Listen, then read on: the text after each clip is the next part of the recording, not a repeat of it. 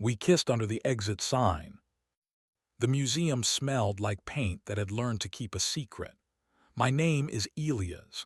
I'm a registrar paperwork with a pulse at the Renfield Museum of Contemporary Art, the kind of institution that thinks a well-lit plinth can rehabilitate a sinner. The man I loved was Marco, a lighting designer whose dimmers made metals confess. We lived in a one-bedroom that hummed when the city exhaled. We kept our rules on the inside of the coat closet where only we looked. Be home when you say. Don't rehearse breakups. Kiss before you turn off the last lamp. We didn't write anything about artists, donors, or doors that lock from the outside. Install week is a calendar you strap to your body. Crates arrive like declarations. Loan agreements whisper their conditions. Someone learns the difference between white and the other white, and that someone is usually me. The show that taught me how quickly love can lose its museum voice was called Afterimages, a mid-career retrospective for Noah Greer, famous for glossy surfaces and messy histories.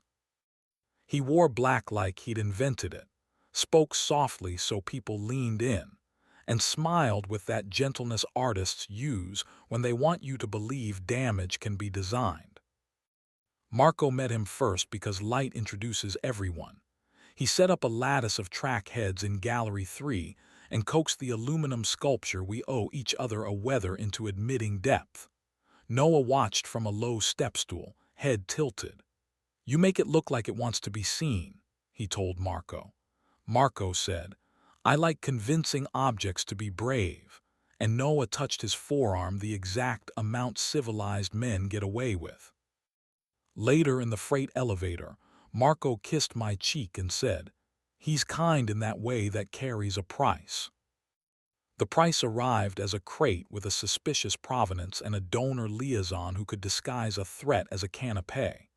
Julian ran development like a velvet rope. Everybody's invited. You just have to understand where to stand. He had a reversible pocket square for every mood and a calendar that could ruin a weekend before lunch. "Elias," he said, "Latham will be here for the private preview. He wants to see the big piece enter the room like a headline." Latham funds our acquisitions the way guilt funds charity. He also collects gossip the way other men collect countries. I signed the condition reports and pretended not to notice the hairline crack that hadn't been in the intake photos. Noah liked registrars, he said, because we were the last honest people in the building. He came into the prep lab with coffee and questions about humidity as if the weather would confess to him personally. He called me Eli once, then half apologized like the nickname had jumped out of his mouth, and he wanted to show me he could be careful with it. We talked about packing foam and heartbreak as if they required the same geometry. He asked where the emergency exits were, just in case. I told him the truth about the one at the end of the long gallery that liked to stick in the mornings. He laughed and said, "I believe in doors that make you earn your exit." I didn't sleep with Noah. Not then. Bad decisions prefer evenings that pretend to be afternoons. The intrigue started with a glass vitrine and a QR code. The piece inside, a set of Polaroids from Noah's early career, carried a caption about a club that no longer exists, a man who does, and a night that refuses to agree with itself. A blogger with an eye for trouble scanned the code, found an old interview, and made a headline you had to breathe around. Did Renfield just showcase stolen desire? The article suggested carefully that Noah had photographed a lover without consent back in 2009 and sold the aftermath as a diptych. It also suggested, less carefully, that our insurance policy might not favor reputations that taste like lawsuits. Julian went pale in that classy way people do when their suits cost more than your rent. "We need statements," he said. "We need to get ahead of this." We needed, in order, the truth, a plan, and a door that didn't stick. Marco and I did our own small debrief in the kitchen at 2 a.m. He leaned on the counter with his shirt open and the city's salt on his skin. "Do you believe him?" he asked. I said I believed the work. He said, "That isn't the question." We made love like people who know how not to make a mess. He put his mouth to my shoulder and said, "Here," the way you ask for grace. I turned toward him and said, "Yes," in the tone I use for couriers who arrive on time. We slept under the fan because guilt likes to sweat. The next day, Noah asked me to walk him through the crate room. He slept terribly, said so, with a wince that made me feel like I'd caused it. I told him about the blogger, the donors, the inevitable panel where our curator would say something true with a sentence no one wanted to quote. "Tell me I'm not a thief," he said, and I said, "I can tell you the chain of custody." He smiled in that soft way that makes you forget which side of the glass you're on. In the crate room, squeezed between foam and policies, we stood too close for professionalism. He smelled like clean linen and lemon. "You could save me," he said. I kissed him under the red exit sign because I forgot the part of myself that likes early mornings and low-stakes errands. His mouth was patient and certain, like he knew I'd arrive eventually and had reserved space. We pulled apart because the motion sensor lights cycled and I didn't want our faces clarified. "We can't," I said, and immediately hated the cliché for being the right size. He nodded, new gentle. "Then let's not." He left through the better door. Honesty does not make you easier to forgive.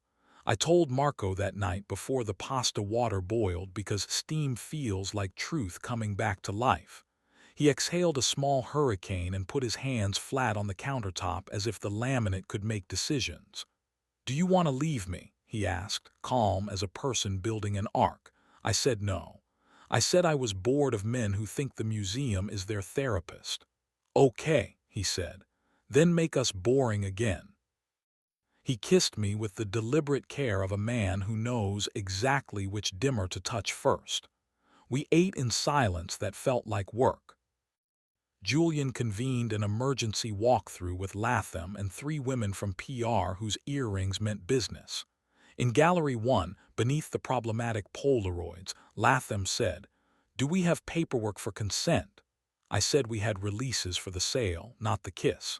He smiled in that hungry way rich men have at buffets and said, "Then the story is about art, not bodies." One of the PR women winced like she'd bitten a lemon with her feelings. Noah stood by the column with his hands in his jacket and let himself be discussed like a sovereign nation. Marco adjusted a fixture above the vitrine until the light fell kinder. He caught my eye and did the little puppet motion with his fingers we use to mean talk later or talk now. I mouthed, "Later." Later arrived mean. The email came from a museum we'd borrowed 2 pieces from. A registrar I know in Chicago with the subject line urgent, the body a screenshot, Noah in someone's kitchen in 2009, smiling, drunk, a hand on a thigh that wasn't his, the camera at shoulder level, a caption he never asked. The registrar wrote, simply thought you want the context. I looked at the photo until the pixels begged me to stop. The hairline crack in the aluminum sculpture started to feel like a prophecy. I went to the roof because roofs are what registrars do when rooms fail. Noah was there, unsurprised. "I'm not a hero," he said. "I'm not a villain. I was a mess who thought mess could be alchemy." I wanted to kiss him again. I wanted to delete the file and let the floor shine. I said, "This is going to hurt," and he said, "Pain looks good under certain lights." He touched my sleeve like he wanted to practice the idea of my skin. I stepped back the length of a policy. At home, the closet door with our rules hid nothing. Marco sat on the carpet sorting gels by color like he was mending a flag. "Tell me," he said. I did. He listened with his jaw clenched like a clamp. Then he stood, walked over, and did a thing I still don't quite forgive him for not having done sooner. He laughed. Not at me, at the arrogance of our little lives getting cast in a museum's drama. "Eli," he said, "we're not built for celebrity. We are men who pay rent and make eggs." Stop auditioning for a myth.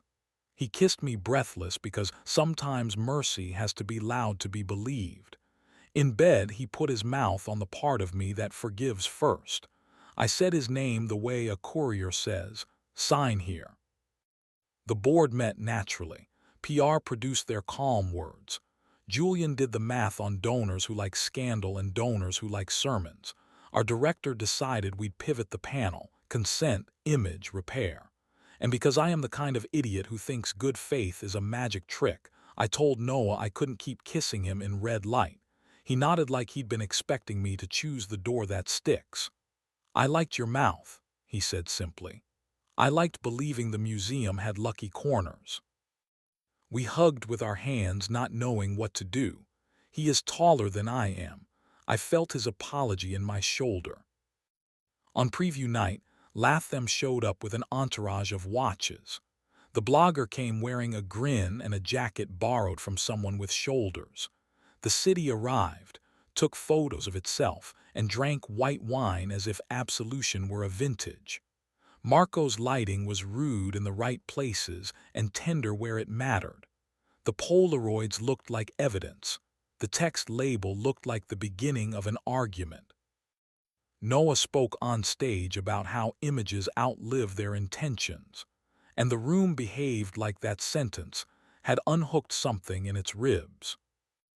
After the panel, under the exit sign that had watched my worst idea, Julian took my elbow.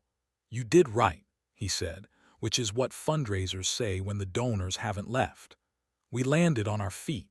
He looked over my shoulder toward Latham and lowered his voice.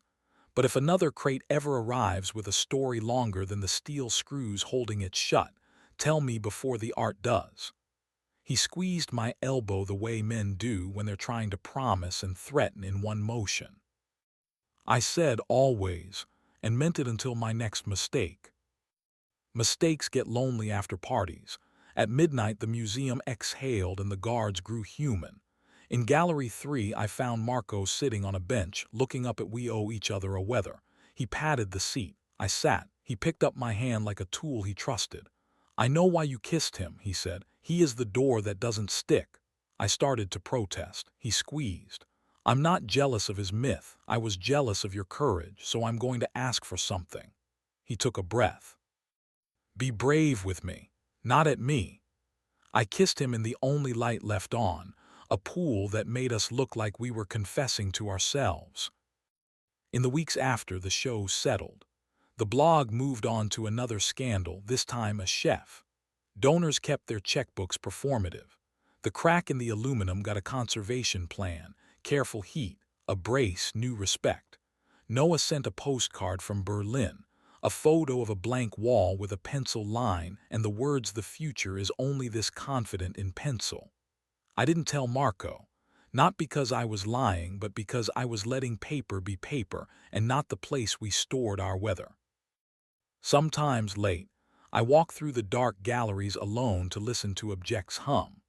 The exit sign that kissed my worst version blinks like a metronome for good behavior. I touch the edge of a plinth the way superstitious people touch a saint's foot. I go home to the closet door with our rules and read them like instructions for a familiar machine. Marco turns in his sleep like a body that has trusted this mattress long enough to be unafraid. I fit myself around him, my hand on his chest doing that registrar thing I can't quit, counting, confirming, ensuring presence. When friends ask what the show was really about, I don't say consent or scandal or the way a man can turn himself into a story by accident. I say light. Where we put it, what it reveals, how gently we learn to dim for the sake of another person's rest. We kissed under an exit sign and then we chose, for once, not to leave. We came home. We made eggs. We turned off the last lamp together. In the dark, he asked, "Here?" And I said yes. And the museum inside me finally closed for the night.